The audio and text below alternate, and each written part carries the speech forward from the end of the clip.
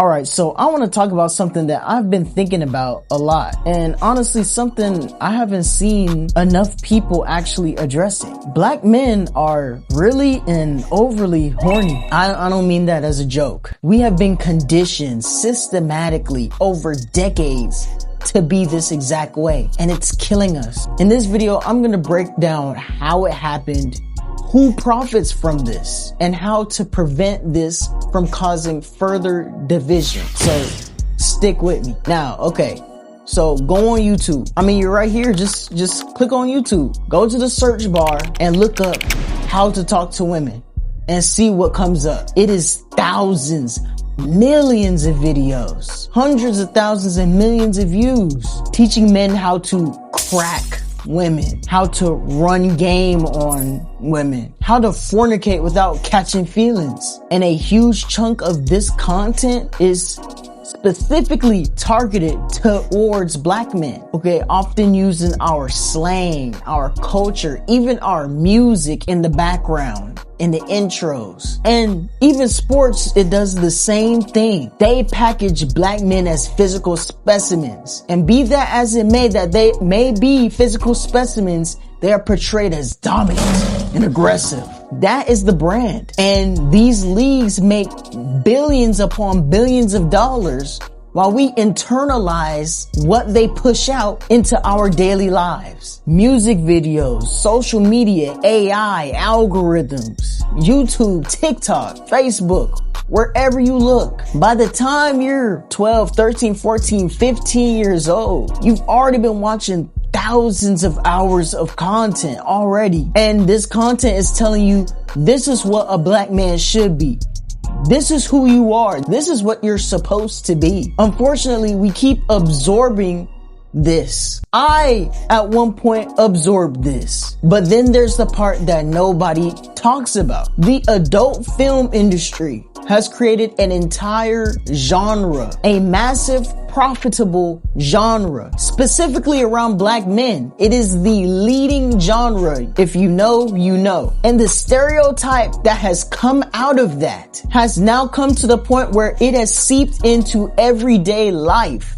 So much so that women, even from other nationalities, refer to black men as a 3-letter acronym. If you know what I'm talking about, you know. Not his name, not his character, not his intelligence, his integrity, his morals, a body part. And that's somehow supposed to be a compliment or some type of thing that we should be super duper proud of. Think about what that actually means for a second. You're not even a person in that sentence. You've been dehumanized. You're a function. You're something that happens to a woman. You're not somebody who is a full person, who has goals and aspirations and thoughts and intent. And the same machine does it to black women too.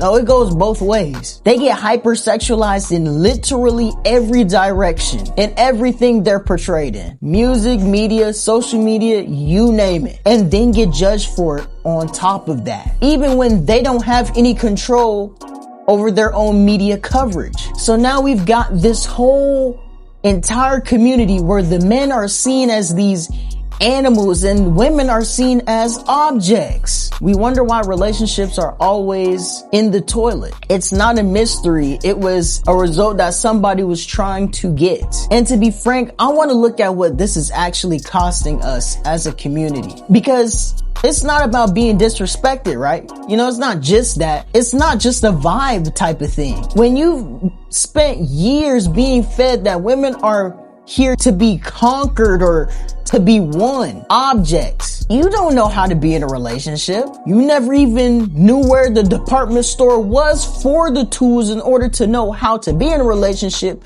because the content you were fed was never meant to show you how. And unfortunately, black women are feeling the flip side of this. They've been watching black men treat everything like a game for so long that trust is broken in a lot of spaces. A lot of people have a lot of trauma, and a lot of hurt people keep hurting other hurt people who are hurting non-hurt people. That is the result of what we've been conditioned into.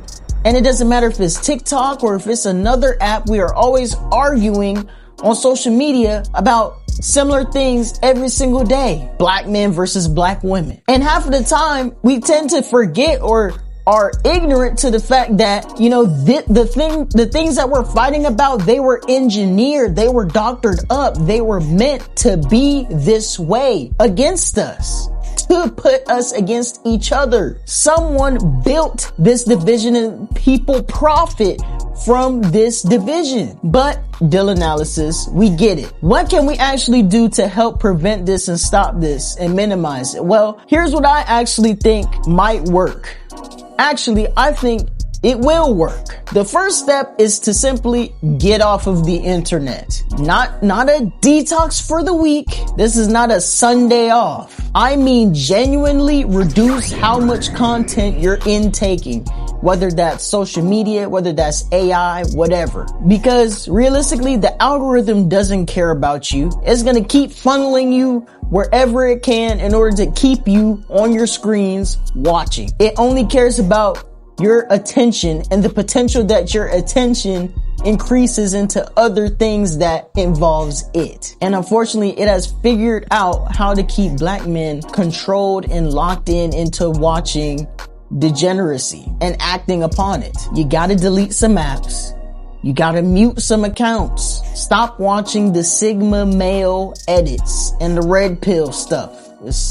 It's not healthy. Fresh and Fit and all the other stuff, trash it. The How to Get Girls compilations, stop feeding into it. And step 2, this is going to sound weird, but it's true, okay? You have to, as a black man, you have to find women to platonically link with. No agenda, no secret agendas, no backhanded plans, no games, no nothing. Just simple talk to a person, be around them, get to know them, be their friend, have an actual genuine connection and understanding. Not somebody that you messed with in the past that now y'all are just cool. No, an actual platonic friend that you have no history and nothing with. Because a lot of us have been so down to trying to crack, you know, get girls' attention's pipeline for so long that when a girl pops up, that's all we're thinking about. You gotta remember, these are human beings too. When you spend time around women with no goal,